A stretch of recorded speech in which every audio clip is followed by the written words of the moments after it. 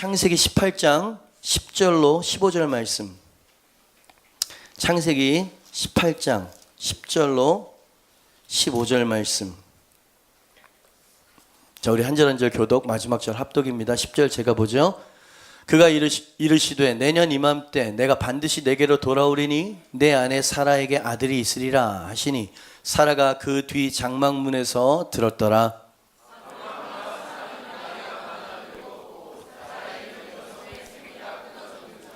사라가 속으로 웃고 이르되 내가 노쇠하였고 내 주인도 늙었으니 내게 무슨 즐거움이 있으리요.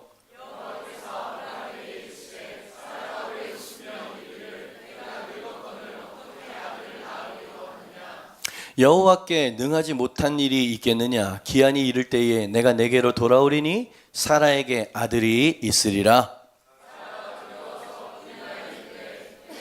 아니하였나이다. 이르시되 아니라 내가 웃었느니라. 제목 한번 읽어볼까요? 시작. 여호와께 능하지 못한 일이 있겠느냐. 아멘. 하나님이 아브라함에게 찾아오셔서 내년 이맘때에 사라가 아들을 낳을 거다라고 말씀하시는 장면이죠.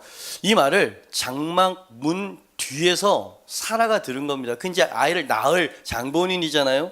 근데 이 축복의 말씀, 예언의 말씀을 들은 사라가 믿지 못했습니다. 그래서 속으로 웃었다 그랬어요. 픽 하고 웃었죠. 그 웃음은 어떤 웃음이었을까요? 기쁨과 와, 하나님께서 예언하셨어, 환희와 신뢰의 웃음이 아니고요, 의심과 불신앙의 웃음이었죠. 에이, 무슨 말씀을 하시는 거야, 이런 마음으로 피식 웃었다. 사라를 비난할 수는 없죠. 왜냐하면 하나님께서 말씀하시고 약속하신 게 이 이성과 상식을 넘어서도 너무나 넘어선 약속이기 때문에 이 믿을 수가 없는 것, 어떤 면에서는 사라가 이해가 될 뿐만 아니라 그냥 내가 사라와 같은 마음이 되어지기도 하죠. 이 약속의 말씀을 받았을 때 사라의 나이는 89세였습니다. 족장 시대에 얼마나 오래 살았는지 몇백 년, 100년 이상을 살고 막 이랬잖아요. 그래도 오늘 말씀을 보니까 노쇠하고 경수가 끊어졌거나 이렇게 이야기하는 걸 보니까 족장 시대의 사람들이 아무리 오래 살았어도 89세는 아이를 생산하기에 불가능한 나이였다, 동일했었던 것 같습니다. 그래서 사라가 이런 마음으로 웃었어요. 마음만 받겠습니다. 하나님 저희 사랑하시는 거 압니다. 이런 마음으로 웃었다 그랬어요. 근데 하나님이 정색을 하시는 겁니다. 여러분, 우리가 무슨 이야기를 하는데 상대방이 됐어 그럴 때 나는 진지하잖아요. 딱 정색을 하죠. 하나님이 지금 정색을 하신 겁니다. 부드러우면서도 단호하게 꾸짖고 나무라시기까지 하셨어요. 부드럽게 나무라셨습니다. 13절이죠. 여호와께서 아브라함에게 이르시되 사라가 왜 웃으며 이르기를 내가 늙었거늘 어떻게 아들을 낳으리요 하느냐. 이 얘기를 어디서 들었어? 장막 문 뒤에서 지금 이 대면하고 있는 게 보지 않았는데 하나님이 아셨던 겁니다. 깜짝 놀랐죠. 사라가 깜짝 놀라서 15절 말씀처럼 거짓말까지 하네. 하나님 앞에서 15절입니다. 사라가 두려워서 부인하여 이르되 내가 웃지 아니하였나이다. 이르시되 하나님 말씀하십니다. 아니라 네가 웃었느니라. 여러분, 저는 어떤 면에선 사라가 좀 뭐라 그럴까요? 좀 동정이 되어집니다. 하나님 좀 짓궂어 보이지 않습니까? 엉뚱하고 말도 안 되는 명령을 주시고 자꾸 막 다그치는 것 같은 느낌 들지 않아요? 궁금해지는 것입니다. 하나님께서 열국의 어미가 될 것이라고 예정하신 여자 아닙니까? 그리고 결국 그렇게 만드실 거 아니야. 그렇게 세우실 거 아닙니까? 그러면 사라가 거짓말을 했다든지 사라의 불신앙, 어차피 열국의 어미를 세울 거면 그런 얘기는 저는 좀 빼겠어요. 제가 하나님이라면 잘못된 얘기, 잘못한 일들 이런 거 좀 빼겠단 말이에요. 근데 하나님은요 적나라하게 다 기록하고 계시죠. 그러니까 하나님은 우리의 사라의 성공담뿐만이 아니고 사라의 실패담도 기록해 놓고 계시는 것이 참 우리와 다르시다라고 하는 생각이 든다 이 말입니다. 왜 하나님께서 그 치부 아닌 치부를 드러내시는 걸까? 대답은 사람의 실패를 하나님이 어떻게 승리로 바꾸시는지를 사라를 통해서, 실패하고 믿지 못하는 사라를 통해서 하나님께서 딱 보여주시는 거예요.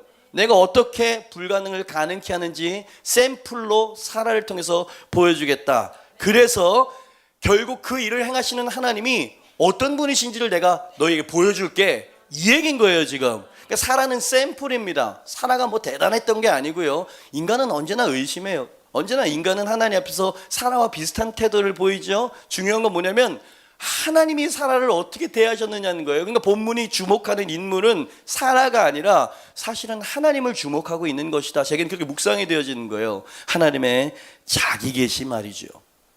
생각해보면 사라와 마찬가지로 우리 역시 도저히 신뢰하거나 믿기 힘든 어떤 상황, 어떤 처지, 어떤 문제들이 우리에게도 있죠. 성경을 통해서 하나님이 어떤 분이시고 우리에게 수많은 약속, 매주마다 설교하잖아요. 그게 하나님께서 하신 약속의 말씀을 제가 여러분에게 드리는 거 아닙니까? 모르지 않아요. 그런데 그냥 체념의 웃음으로 지워버릴 수밖에 없는 그런 상황, 문제들도 사라처럼 우리에겐 있는 거예요. 성도님들이 조용히 앉아서 겸손하게 듣고는 있지만 이런 말씀이 선포가 되어지면 믿질 않는 거예요. 사라처럼. 믿음이 좋아 보이는데도 결정적인 순간에는 하나님을 의지하지 않고 믿지 못하는 경우들이 많지 않냐. 그러니 사라의 이야기는 언제나 우리 자신을 대변해주는 자화상이라고 말할 수 있고요. 사라의 의심과 불신앙의 이야기를 하나님이 기록해 두신 이유와 목적이 뭐겠습니까? 사라와 같은 처지, 사라와 같은 난관 속에서 살아가는 우리들에게 교훈을 주기 위해서 남기신 거 아닙니까? 그러니까 우리에게 말씀하시는 거예요. 사라와 같은 우리들에게 하나님이 지금 내가 어떤 하나님인지 보여줄게. 그 불가능한 난관을 내가 어떻게 헤쳐나가는 어떤 하나님인지 내가 사라를 통해 보여줄게. 사라의 하나님이 나의 하나님, 우리의 하나님인 줄 믿습니다. 그렇다면 질문은 이렇게 되는 거예요. 불가능한 상황 속에서 아무 기대조차 할 수 없는 하나님의 자녀에게, 아니 우리들에게 하나님께서는 자신을 어떻게 스스로 계시하시고 계시는 걸까요? 하나님은 어떤 분이십니까? 사라의 하나님을 통해서 우리 하나님을 배워봅시다. 1번이죠. 같이 한번 읽어볼까요? 시작. 제가 아까 그런 질문을 좀 생각해 봤었죠. 왜 열국의 어미로 삼으실 사라의 실패한 이야기, 불신앙의 이야기를 굳이 하나님은 성경에 기록해 놓으셨을까? 대답은 하나님이 그 실패를 성공으로, 불가능을 가능으로 바꾸실 수 있는 분이시고, 그리고 그렇게 하기를 원하시는 하나님이야 라고 하는 걸 바로 당신에게 말씀하고 싶으셔서 기록해 놓으신 겁니다. 사라처럼 낙심하고 피식 웃고 체념해버리는 당신에게 나는 그 실패를 반드시 성공으로 바꾸어 놓을 것이다. 그죠? 하나님은 89세 노파 사라에게 자기 자신을 아주 우레와 같은 말씀, 전 그렇게 들려요. 자기 자신을 우레와 같은 말씀으로 선포하시는 게 얼마나 소망이 되고 제게 확신을 주는지 모릅니다. 오늘 설교 제목이었죠. 14절 말씀입니다. 하나님 말씀하시죠. 여러분에게 말씀하시죠. 크게 읽어요. 시작. 여호와께 능하지 못한 일이 있겠느냐? 기한이 이를 때에 내가 내게로 돌아오리니 사라에게 아들이 있을까? 아멘입니다. 여호와께 능하지 못한 일이 있겠느냐? 없다는 얘기입니다. 아니, 없다는 선포죠. 하나님께서 내게는 불가능이 없다 말이다. 하나님은 의심하고 불신앙의 덫에 걸린 사랑하는 딸에게, 사라죠, 그날 아주 중요한 것을 가르치고 계셨던 거예요. 불신앙의 늪이라고 저는 표현했습니다. 덫이라고 표현했어요. 그것은 하나님은 우리의 영혼을 구원하시는 분뿐만이 아니라 우리의 모든 죽은 것 같은 상황과 문제와 모든 절망들을 해결하시고 고치실 수 있는 분이시다. 여러분, 저를 한번 보시죠. 하나님은 당신의 영혼만 구원하시는 분이 아니에요. 그렇게만 생각하고 있으면 여러분 기적을 경험하지 못하십니다. 하나님 그걸 보여주죠. 내가 너를 사랑해. 너의 영혼을 구원할 거라고. 근데 내가 너를 통해서 열국의 어미가 되게 할 것이야. 불가능하다고 89세 불가능한 것 같지? 나는 전능한 하나님이다.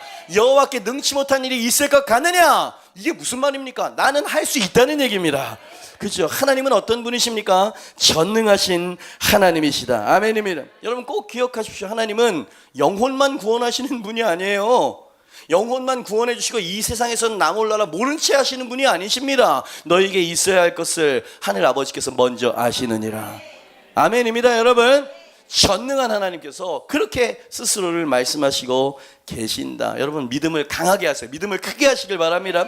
사도 바울도 아브라함과 사라의 불임 이야기를 로마서에서 기록하고 있어요. 똑같은 이야기를 합니다. 89세에 막 말도 안 되는 불가능한 상황이었다는 것을 배경에 깔고 사도 바울이 하나님이 어떤 분이신지를 로마서 4장 17절 말씀에 이렇게 선포합니다. 같이 한번 읽어보죠. 시작. 기록된 바 내가 너를 많은 민족의 조상으로 세웠다 하심과 같으니 그가 믿은 바 하나님은 죽은 자를 살려. 아멘. 없는 것을 있는 것으로. 아멘입니다. 그가 믿은 바 하나님은 아브라함이 믿었던 하나님이란 얘기거든요. 여러분, 부부들은 비밀이 없죠. 아내에게 절대 말하면 안 돼. 이런 말하는 자체가 지혜롭지 못해. 그죠? 그냥 남편이 알면 아내가 아는 거야. 그죠? 숫자를 세보니까 아들을 낳을 것이다. 반드시 이삭을 줄 것이다. 이스마엘은 네 자식이 진짜 자식이 아니다. 이런 말씀을 아브라함에게 7번 하셨습니다. 그 얘기를 사라가 계속 들었던 거예요. 장막 뒤에서 들었던 것은 7번째, 오늘 들었던 얘기지만 알고 있었던 것이지요. 바울이 그 얘기를 하고 있는 거예요. 그 하나님은 어떤 분이시냐? 죽은 자를 살리시며, 아멘입니다. 없는 것을 있는 것으로 부르시는 하나님이시다. 여러분 정말 믿으십니까? 네. 주님은 그런 분이라는 거예요. 하나님을 어디서 배우시려고요? 성경에서 배워야지.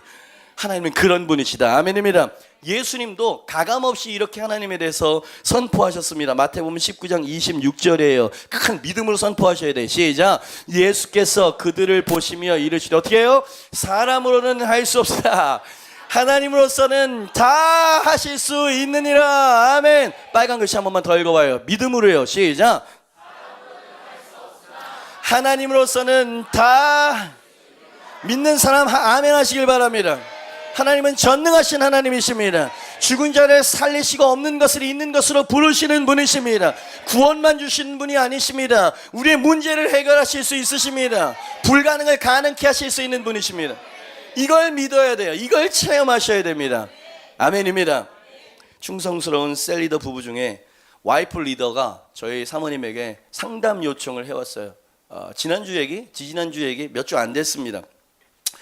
사모님이 저한테 이제 이야기를 하는데 내용인즉슨 꿈을 계속 되풀이해서 똑같은 꿈을 몇 주째 꾼다는 거예요. 근데 그게 너무 호러적이고 너무 끔찍하고 아니 몸서리 칠 정도로 정말 생각하고 싶지 않은 아주 악몽 중에 악몽이 몇 주째 계속 된다는 매일매일 잠도 못 자고. 여러분 이 정도 되면 목사는 아는 겁니다. 목사 사모는 이거 영적인 일이다. 이거 영적인 현상이다. 그냥 좀 쇠약해져서 그런 게 아니에요. 이거 영적인 거라는 걸 딱 감지했어요. 아직 직접 이야기를 듣지 않았으니까 제가 이유를 모르죠. 근데 전능하신 하나님은 다 아실 테니까 그냥 제가 우리 와이프랑 중보하고 기도했습니다. 예수 그리스도의 이름으로 보혈을 뿌려가면서 예수 그리스도의 이름으로 막 기도를 했습니다. 그리고 오늘 주일이죠. 엊그저께 목요 찬양 때 저기 앉아가지고 막 기도하는 시간에 저기 앉아있는 그 자매 리더가 보였습니다. 예, 성령 충만한 자리였죠. 모든 사람들이 울면서 막 부르짖는 그런 자리, 성령이 임하시는 자리에는 능력과 역사도 더 크게 일어나는 것을 제가 알기 때문에 그냥 그쪽을 바라보면서 그냥 막 큰 소리를 외쳤습니다. 예, 반복되는 악몽아 예수 그리스도의 이름으로 떠나갈지어다. 악몽은 떠나가고 끊어지고 단잠이 회복될지어다. 막 소리를 질러버렸어요.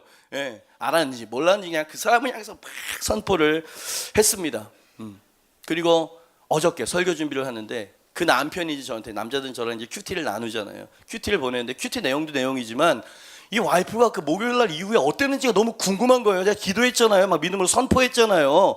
그래서 내가 카톡에다가 물어본 거예요. 와이프 어때? 잠 잘 잤니? 이렇게 물어봤어요. 그랬더니 뭐라고 답글이 왔는지 내용이 아니고 그대로 여러분에게 읽어드리도록 하겠습니다. 승낙 받았어요 제가.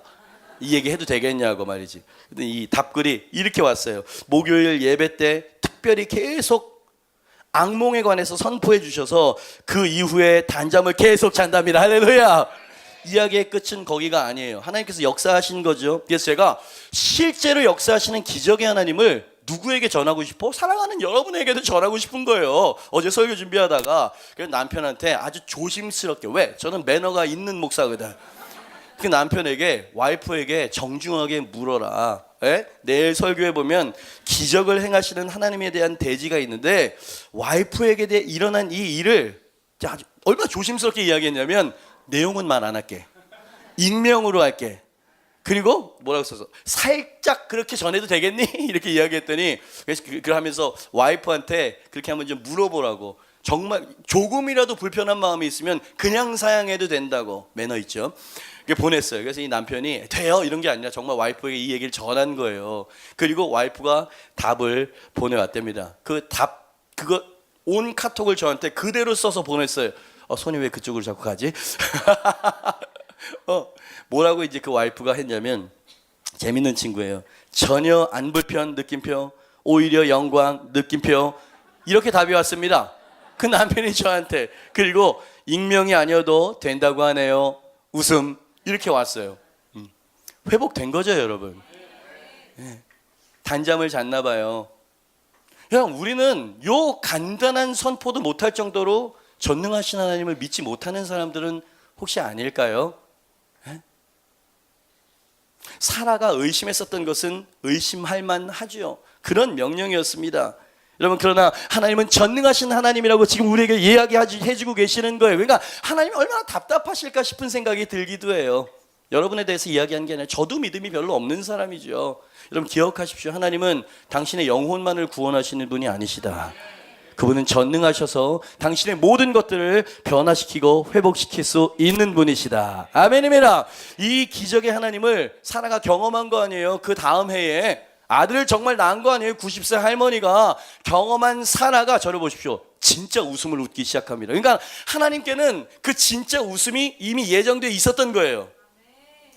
한편 손 말라서 움직일 수 없는 사람에게 자, 그 손을 내뻗어봐라 라고 말씀하실 때 이미 주님은 이 표정을 보고 있었던 거죠. 그죠? 문제는 믿음이 없는 우리들이 문제인 거예요. 주님께는 이미 준비가 다 돼 계신데, 능력도 있고 의향도 있으신데 사라가 웃고 있습니다. 창세기 21장 5절로 7절 말씀이죠. 같이 한번 읽어봅니다. 시작. 아브라함이 그의 아들 이삭이 그에게 태어날 때에 100세라.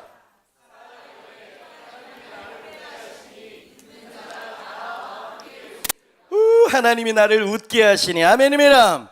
듣는 자가 다 나와 함께 웃으리로다. 제가 지금 웃고 있잖아요. 여러분 표정을 보니까 딱딱하게 오셔가지고 이렇게 싹 뭔가 미소가 좀 있는데, 그죠? 이 하나님께서 일하시는 아름다운 이야기, 능력의 이야기를 들을 때 여러분 마음 안에 화사한 뭔가가 일어나십니까? 사라가 지금 그 얘기를 하고 있는 거예요. 하나님이 여러분 마음에도 웃게 하시는 그 마음을 주신 것이다. 그렇습니다. 전능하신 하나님이 사라의 웃음의 의미를 확 바꿔버리셨어요. 아멘입니다. 체념을 확신으로 바꿔놓으셨다 이 말입니다. 하나님은 그렇게 하실 수 있는 분이시라고요. 가정에 들어갈 때마다 한숨이 나십니까? 하나님께 기도하세요, 여러분. 전능하신 하나님 그 가정을 바꾸실 것입니다. 그 문제가 있으세요? 기도할 수 있는데 왜 걱정하십니까? 기도하면서 왜 방황하십니까? 이런 가사 있었잖아요. 복음서인가? 능치 못함이 없으신 하나님께서 불가능이라고 하는 단어의 의미를 확 바꿔 갈아치워 버리셨어. 내게는 불가능이 없어. 왜? 나는 전능한 하나님이니까. 아멘입니다. 죽은 자를 살리시고 없는 것은 있는 것처럼 부르시는 하나님이 구원이라고 하는 단어의 의미도 확 바꿔버리셨어. 오늘 지금 여러분에게도 지금 교정이 일어나고 있는 거예요. 주님, 제 영혼을 구원해 주셔서 감사합니다. 가난한 기도예요. 아니에요. 그건 맞는 거. 그거는 뭐라 그럴까요? 그냥 하나님의 엄청난 축복과 임재 안으로 들어가는 그냥 문이 열렸을 뿐이야. 그죠? 여러분, 주님께서 예비하신 그 축복과 능력을 경험할 수 있게 되기를 주님의 이름으로 축복합니다.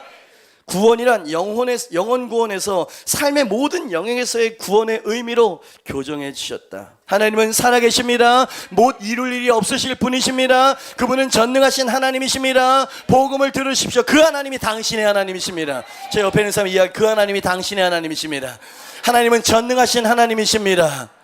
빨리 하나님은 전능하신 하나님이십니다. 그분이 당신의 하늘 아버지가 되십니다. 자, 믿는 사람 우리 영광의 박수 주님께 올려드립니다. 할렐루야. 그렇습니다. 주님을 신뢰합니다. 하나님, 제가 믿음이 없는 사라와 같았지만 주님을 신뢰합니다. 하나님은 모든 것을 바꾸실 수 있는 분이십니다. 아멘이니까 여러분, 그게 하나님이에요. 할렐루야. 두 번째, 사라의 이야기를 통해서 보여주시는 하나님은 어떤 분이신가? 하나님의 자기계시 2번입니다. 같이 한번 읽어볼까요? 시작. 제 눈에는 그게 보여요. 사라는 분명히 믿음이 없었습니다. 아들에 관해서 어떠한 소망도 기대도 접어버린 상태가 되었죠. 제가 아까 이야기했잖아요. 7번째 찾아오신 거라고. 그죠? 오셔서 계속 말씀하십니다. 큰 민족을 이루게 될 거야. 네 태에서 태어난 아들이 네 진짜 아들이고 내가 너에게 준 아들이야. 그러니까 이스마엘은 네 진짜 아들이 아닌 거야. 수도 없이 이야기했는데 사라의 불신앙은 요지부동이었어요. 아무리 목사가 막 영광의 박수하고 막 여러분을 막 이렇게 막 감정이 흥분시키고 막 이렇게 해도 그때뿐이야. 저문을 열고 나가면 요지부동인 사람들이 있죠. 믿지를 못해. 딱딱해져가지고 말이죠. 사라가 바로 우리의 모습이에요. 그런데 첫 약속이 주어진 이후 25년 만에 사라가 아이를 낳았으니까 1년 전에 와가지고 이 말씀하신 7번째 찾아오신 그 방문, 그죠? 24년이 지난 겁니다. 24년 동안 기다려도 뭐 잉태되어질 수 있는 뭐 그런 게 전혀 없는, 그래서 모든 것을 포기한 그런 상황에 7번째 오셔가지고 하나님께서 오늘 말씀을 딱 주시는데 톤이 달라. 하나님의 태도도 달라. 사용하시는 단어도 다릅니다. 그래가지고 사라가 움찔 놀랍니다. 그리고 그 마음속에 믿음의 심지에 저는 불이 붙었다. 그때부터 믿기 시작했다라고 저는 그렇게 생각을 합니다. 왜냐하면 하나님께서 7번째 오셔서는요 아주 독특한 단어들을 사용하셨어요. 첫 번째 뭐냐면 내년 이맘때라고 하는 시기를 정확하게 못을 박아버리셨어. 아들을 줄 거야. 언제요? 이거만 안 하셨거든요. 근데 내년 이맘때 거다. 아멘입니다. 1년 주신 거예요. 1년 후에 너는 기적을 경험하게 될 것이다. 두 번째, 또 의심하고 체념의 웃음을 계속 웃을까 봐 하나님은 내가 반드시라고 하는 단어를 쓰셨어요. 반드시는 여러분 이건 그야말로 반드시야. 하나님께서 내가 꼭 변함없이 절대적으로 반드시 이 단어를 쓰셨다 이 말입니다. 사라가 장막 뒤에서 쏠깃합니다. 쏠깃한다 이 말이에요. 와, 하나님이 지금 좀 톤이 좀 달라지셨네, 진지하시네, 이런 생각이 들었던 것이죠. 그럼에도 불구하고 이 기적 중에 기적이야. 사라가 믿질 못했어. 이게 기적이야. 이렇게까지 했는데 7번씩이나 24년 동안 믿질 못하는 거야. 믿질 못한 누구처럼? 우리처럼. 욕하지 마세요 사라를. 사라는 꼭 우리 자신의 모습이니까. 사라가 깜짝 놀라게 만든 것이 있었습니다. 그로 말미암아 사라의 마음에 불이, 믿음의 불이 확 점화되게 만드는 것은 그 다음에 하셨던 하나님 말씀이었다고 저는 생각이 되어져요. 하나님께서 뭐라고 말씀하셨는데요? 13절 말씀입니다. 여호와께서 아브라함에게 이르시되 사라가 어찌하여 이르기를 내가 늙었거늘 어떻게 아들을 낳으리요 하느냐. 누구에게 하는 얘기예요? 하나님이 아브라함에게 하신 걸. 사라는 어디 있었는데? 장막 문 뒤에 이러고 있었는데, 와! 하나님이 다 듣고 보고 알고 계셨어. 여러분, 지나가는 얘기인데 말을 조심해야 되는 건 당연해. 근데 마음속 생각의 말도 조심하세요. 왜? 다 듣고 보고 알고 계시잖아요. 그러니까 사라가 너무 깜짝 놀랐으면, 속이 들켜버린 깜짝 놀란 사라가 부인하면서 막 거짓말했던 거 여러분 아까 읽으셨죠? 저는 웃지 않았어요. 아니다, 네가 웃었다. 저희 한번 보시죠. 이 정도 되면 25년 동안 하나님을 지질이 믿지 않았었던 여인, 하나님께서 아무리 이야기해도 요지부동인 이런 사람, 게다가 거짓말까지 해. 그 인간적인 방법을 동원해가지고 이스마엘로 해가지고 온 인류에 얼마나 해악을 끼치는, 인간적인 방법은 언제나 뭔가를 꼭 꼬아놓죠. 그죠? 이 정도 되어지면 말이죠, 저는 화가 날 것 같아요. 너는 믿음이 없어도 열국기업이 철회! 넌 자격 없어! 이러면서 그냥 하가를 불러다가 했겠다. 그죠? 그게 상식인 것 같고 그래야 할 것 같은데, 하나님 가만 보니까 사라의 대책 없는 불신앙에 대해서 야, 이렇게 말씀하신 건 진짜 하나님이 어떤 분이신지 대단한 단면을 보여주신 거 아닙니까? 지금 어떤 상황인지 여러분 이해하셔야 돼요. 거짓말까지 하고 아니라고 막 이러고 있는 상황인 거야, 하나님 앞에서. 하나님 뭐라 그러십니까? 14절이에요. 여호와께 능하지 못할 일이 있겠느냐? 기한이 이를 때에 내가 내게로 다시 오리니 사라에게 아들이 있으리라. 전부 빨간색이죠? 전부 중요한 말이어서 전부 빨간색을 칠했습니다. 여러분, 어떠한 방법으로도 믿지 못하는, 여러분 이 하나님 앞에서 일종의 불신을 넘어서 무례한 행동 아닙니까? 피식 웃는 거. 에이 하나님 장난하지 마세요, 뭐 이런 태도. 이거 하나님 지금 진지한데 막 그냥 막 둘러삼키는 거야, 막 이렇게. 그러면 애가 막 목사가 막 진지하게 이야기를 하는데 막 이런 식으로 하면 이게 무례함이 느껴지는 거거든요. 그래서 몇 번씩이나 하나님 말씀을 하셨는데, 그럼에도 불구하고 하나님은 이삭을 주실 계획을 철회하지 않으셨다. 아멘이라. 오히려 믿음 없는 사라의 믿음을 꽉 붙잡아주고 계신 것처럼 들려요. 어떤 말이요?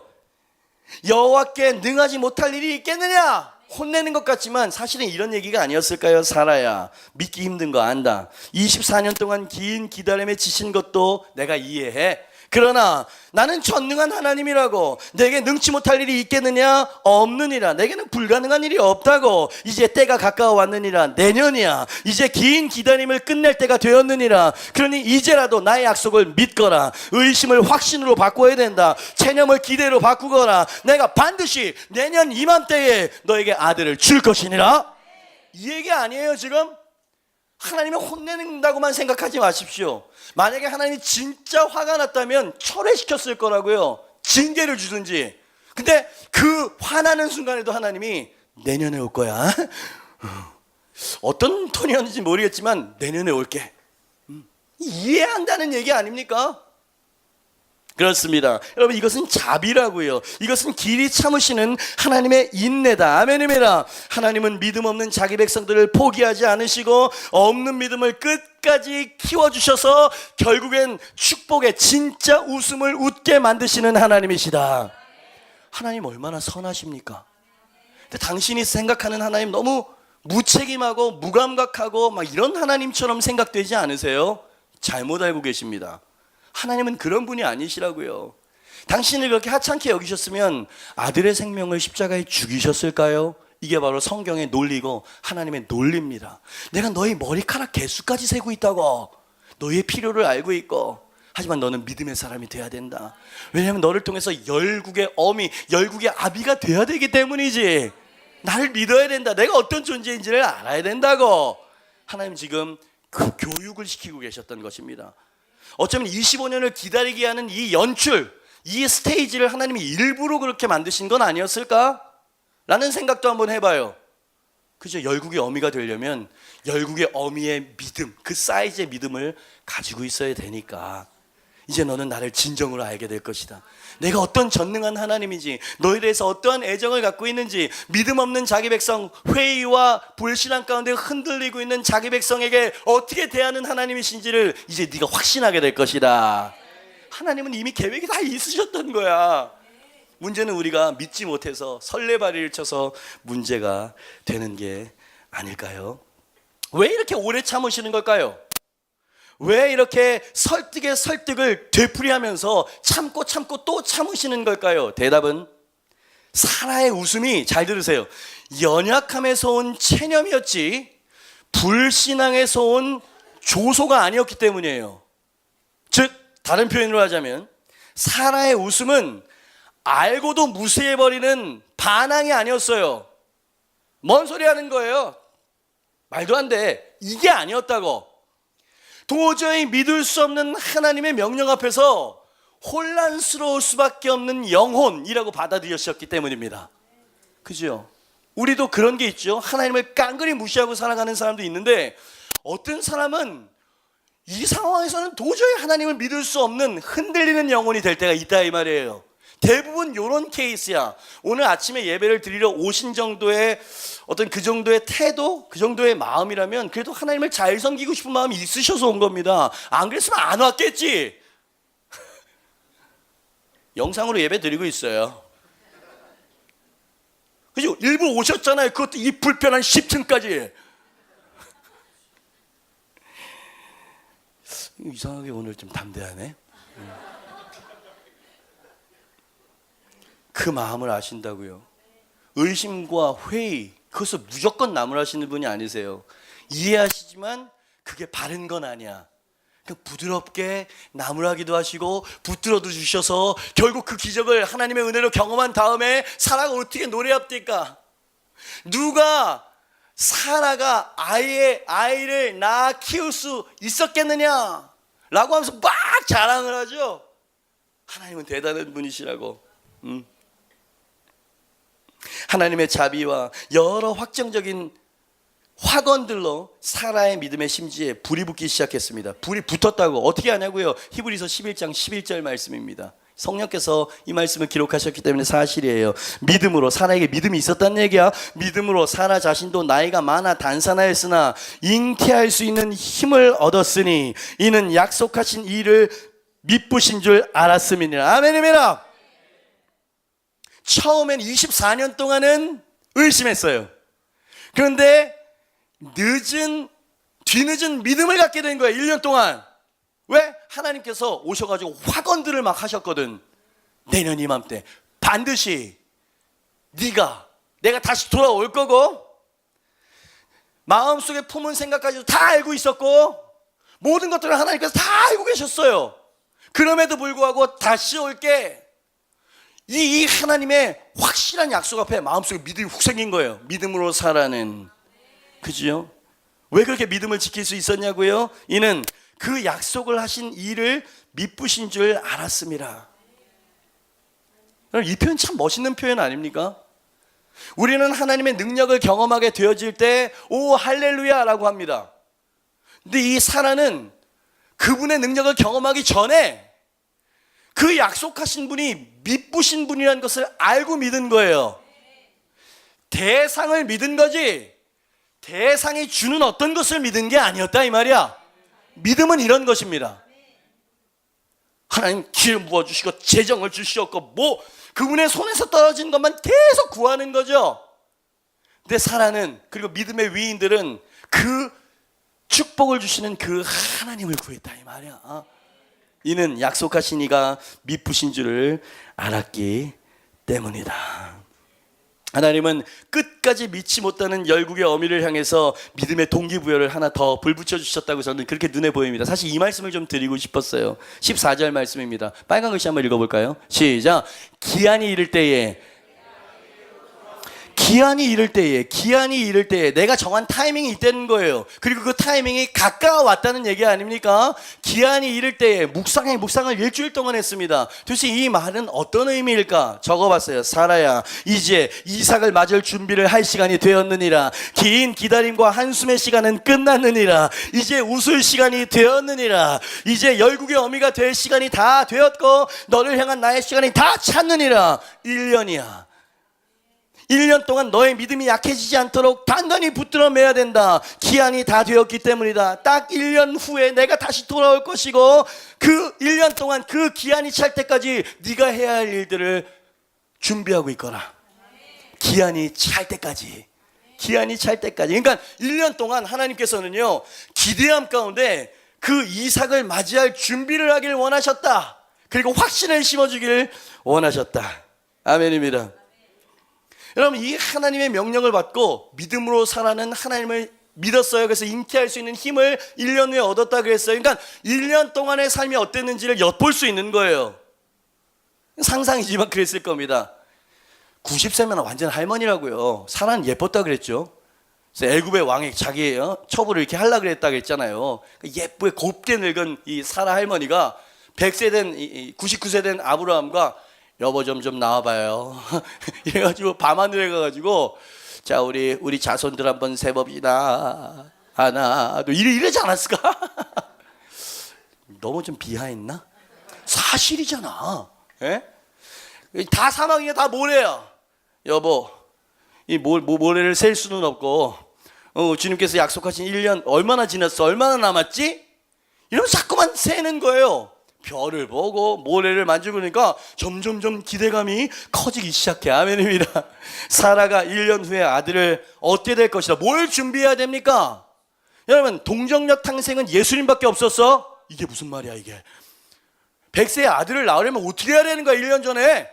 그곳에 맥스 루케이더라고 하는 목사님이 특유의 위트를 가지고 그의 책에 이렇게 써놓은 게 너무 재밌었어요. 써놨습니다. 사라가 이삭 이야기를 들었을 때 그냥 웃음이 새어 나왔다. 하나님의 약속이 현실이 되려면 남편에게 뭐가 필요한지 혼자 웅얼웅얼거리다가 다시 한번 웃음을 터뜨렸다. 들을 귀 있는 자는 들을지어다. 거기까지 이야기하더라고요. 뭔가 했다는 거예요. 기한이 찰 때까지, 내년 이맘때가 되기 전까지 정말 정상적인 건강한 부부가 준비해야 될 것들을 믿음도 상황도 마음도 모든 걸 준비하고 있었다. 하나님의 약속이 떨어졌지만 아무것도 안 하고 약속하셔 주시겠지, 이건 하나님의 뜻이 아니에요. 믿음은 그렇게 역사하는 게 아닙니다. 행함이 없는 믿음은 죽은 거야, 이렇게 말합니다. 여러분, 제가 우리 와이프를 믿으니까 차려준 음식을 먹죠.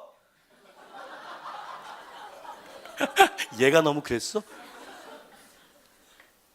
어제 눈빛이 좀 예사롭지 않았어. 이거 독약을 타 정산가리. 어떻게 먹어? 미용실에 갔는데 가까이 오지 마세요. 그 가위로 나를 이게 어떻게 그 맡깁니까? 제가 무슨 얘기를 하는 겁니까? 요점이 있어요. 기한이 되기 전에 사라는 무언가를 했었어야 했다는 얘기를 하는 겁니다. 뭔가를 준비하고 있었어요. 주님께서도 그걸 말씀하셨던 거죠. 예전처럼 조소짓지 말고, 안 된다고 말하지 말고, 주저앉아 있지 말고, 네가 해야 할 일을 차일피일 미루지 말고, 네가 해야 할 일을 준비하거나 노력하고 무언가를 시도하거나. 아멘입니다. 시간이 없어가지고. 여러분, 우리의 인생도요, 한번 잘 생각해보면 다 성인들이시니까 불가능해서 못했던 겁니까? 하려고 들지 않아서 안 된 것이었습니까? 저를 한번 봐주세요. 여러분, 저는 인생의 진리, 인생의 교훈에 대해서 공감대를 좀 만들고 싶은 거예요. 아버지가 돌아가시기 직전이면 어떤 수를 써서라도 뭘 하잖아요.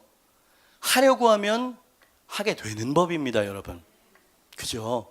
근데 문제는 뭐냐면 왜 해야 되는지 할 마음이 안 생기고 하려고 들지 않기 때문에 사실 안 되는 거거든요.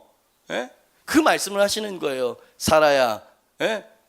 기한이 가까워오고 있다. 너가 웃을 그 기한이 다가오고 있다고. 내가 너에게 예정한 그 시간이 다가오고 있으니까 그대로 주저앉아 있지 말고 뭔가를 해보자. 여지껏 안 되었던 것은 하려 들지 않았기 때문이다. 그러니 이제는 다시 시도해보거라. 도전해보거라. 기한이 되기 전에 최선을 다해서 네가 할 수 있는 일을 할지어다.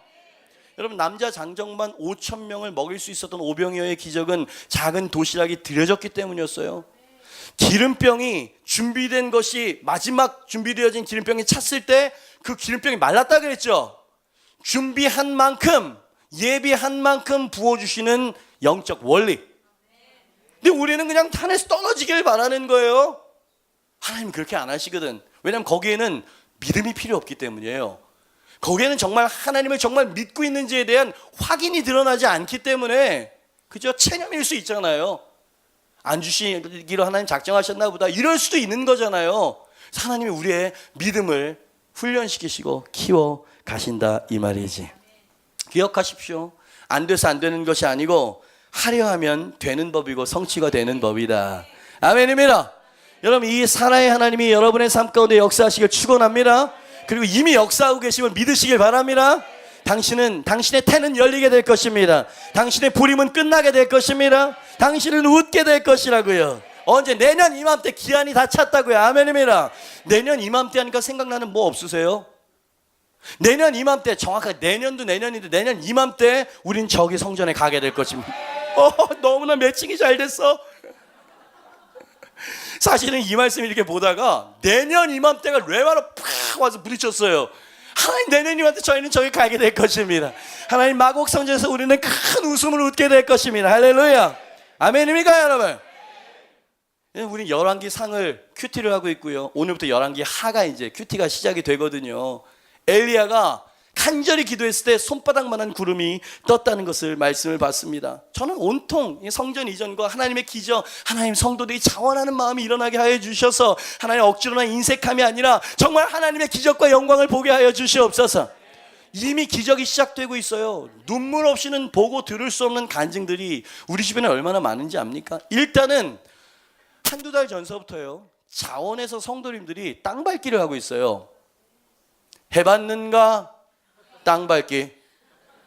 거기 가가지고 통교구에 모여서 유대인들이 기도하는 것처럼 손을 얹고, 주여, 이 성전은 우리 겁니다. 주님께서 사행하실 것입니다. 인증샷. 교회 카톡 반마다 지금 도배가 돼 있어요. 셀마다 다 가가지고 막.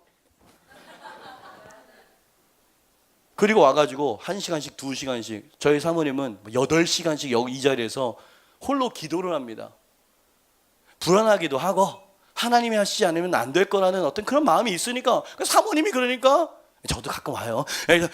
성도들이 와가지고, 리더들이 와가지고 기도하고. 이게 자원에서 이루어지고 있는 것, 저는 이것이 손바닥만한 구름이라고 믿습니다. 시간이 너무 없네요. 이 뒤에 순서들도 있는데 몇 가지는 드려야 되겠어요. 청년들이 교회를 너무 사랑하는 거예요. 여러분, 우리가 욕심 부리는 교회라고 생각하지 맙시다. 뭐 3,000평도 아니고. 예? 여러분, 우리는 등록 교인들이기 때문에, 정착한 교인들이기 때문에 좀 불편해도 이제 옵니다. 근데 이제 처음 오는 초신자 불신자들이 더운 여름과 추운 겨울에 어떻게 20분씩을 엘리베이터 앞에서 기다리게 만듭니까? 그래가지고 돌아간 사람들이 얼마나 많은지 몰라요. 여러분, 어저께 제가 아주 오래전 잡힌 새 에덴 교회라고 아세요? 소강승 목사님. 거기 청년부에서 저를 초청했는데 소예배실이래. 이거 몇 배야? 근데 제가 거기서 막 똑같은 메시지 불을 뿜었을 거 아닙니까? 근데 열기가 우리가 훨씬 뜨거운 거야. 근데 우린 시루떼기에 사고 있어. 이건 뭔가 좀 불공평합니다, 이거.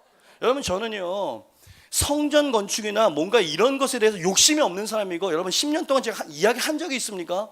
저는 언제나 강당을 빌리려고 했었어요. 학교 강당을 좀 해가지고 우리가 거기서 빌려 쓰다가 좀 이렇게 서로 이렇게 윈윈 하면서, 나는 뭐 이렇게 사치 부리고 막 이렇게 한국교회 이런 거 싫어하는 사람이니까. 근데 하나님이 낚으라고, 이 사람 낚으라고 보내준 사람들이 막 떨어져 나가는 것, 그리고 청년들이 모일 자리가 8층 가보셨어요?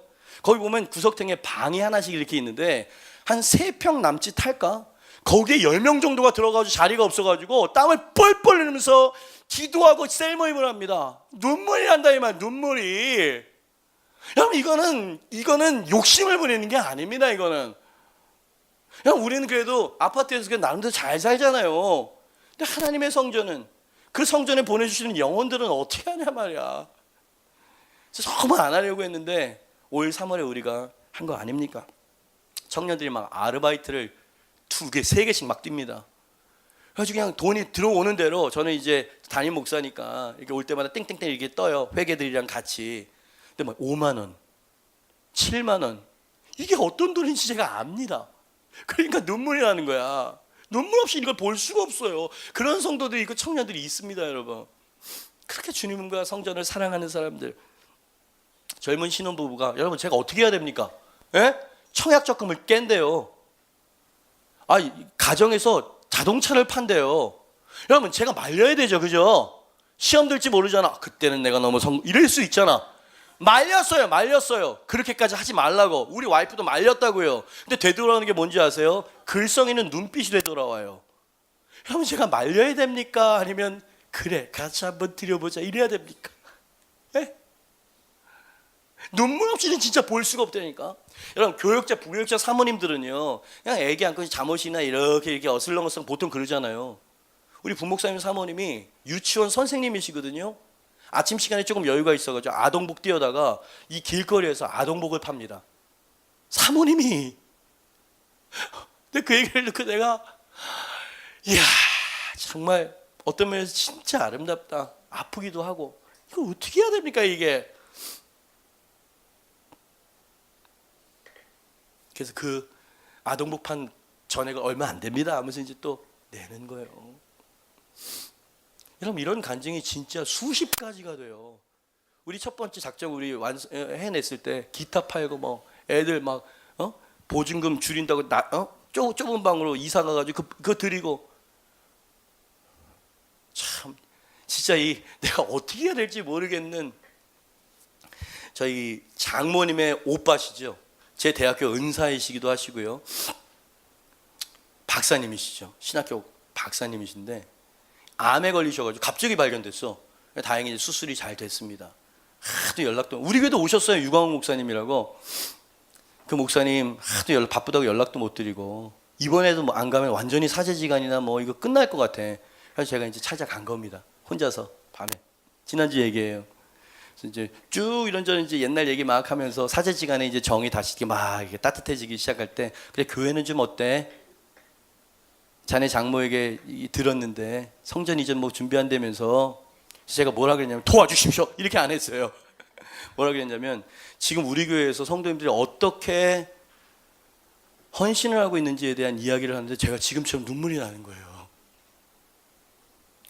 네 어르신이, 야 이거 봐라, 이런 교회도 있는가 싶은 눈빛으로 딱 저를 보는데, 그 반짝이는 2 젖은 눈망울이 서로 시선을 교환하게 되었어요. 바깥에 있는 사람들은 얼마나 아름다울까. 여러분, 그렇게 우리는 내년 이맘때를 준비하고 있어요. 해야 할 일을 하고 있다고요. 그냥 딱 뭔가가 이루어진 다음에 그냥 거기에 들어가는 건 누구라도 다 할 수 있죠. 그러나 그것을, 그 사랑을 실현시키기 위해서 우리가 해야 되는, 그저 성인이니까 열매를 먹으려면 씨를 뿌리고 가꿔야 되잖아요. 저는 이런 얘기를 해본 적이 별로 없는 목사라 참 어렵지만 그냥 눈물로 여러분에게 호소를 하는 거예요. 우리 1차 작전 정말 멋지겠죠. 한 달 안에 5억 4천을 만들었어요. 10등분 중에 한 등분을 한 달 안에 우리가 만들었었던 대단한 교회입니다. 그때 기타 팔고 뭐 다 팔고 뭐 이렇게 했잖아요. 2차도 있고요. 또 3차도 있고요. 또 우리가 또 헤쳐나가야 되는데 십시일반 들어오는 돈을 보니까 진짜 최선을 다하고 있어. 혹여나 작정을 하신 분들, 작정을 해서 이제 교회 앞에 이제 보고를 해야 되잖아요. 저희가 어떻게 진행되고 있는지 아셔야 또 시기도 좀 파악하셔야 되고 또 헌신도 같이 동참도 하고. 제가 바라는 거는요, 단 한 사람도 빠짐없이 어느 정도더라도 같이 했으면 좋겠어요. 같이. 제 경험상, 깜짝이야, 제 경험상 정말 온 마음을, 초신자, 이제 오신 지 얼마 안 되신 분들은요, 기도해 보시고 주시는 마음대로 하세요. 저는 여러분에게 강요 안 하잖아요. 그냥 최선을 다해서 정말 감사함으로 축제처럼 하자. 지금까지는 그랬었어요. 혹시 아직 참여하지 못한 분들이 계시다면, 그 이후에 교회 등록하신 분들도 계시잖아요. 자랑 한번 합시다. 우리 교회는 진짜 가능성 있는 교회예요. 시간이 너무 없어. 우리가 한 명씩만 전도를 하면 저 성전에 들어갈 때 1000명이 돼서 들어갑니다. 이렇게 생각 안 해보셨죠? 전도요? 우리가 정말 해보자! 아까 이야기했잖아요. 안 돼서 안 되는 게 아니라 안 해서 안 되는 거라고. 그죠? 한번 해보자! 이래가지고 하면은요, 그렇게 들어가는 거예요. 한국 교회를 흔들 수 있는 살아있는 교회가 있다는 걸 좀 보여주고 싶다, 이 말이지. 그죠? 그래서 시간에 많이 썼는데 우리 어떻게 진행이 되고 있는지 간략하게, 아직 모르시는 분, 처음 듣는 분 계시니까 우리 조혜원 목사님 앞장서고 계시죠? 나오셔서 또 브리핑을 해주시도록 하겠습니다. 자, 우리 나오실 때까지 박수로 맞으시기 바랍니다.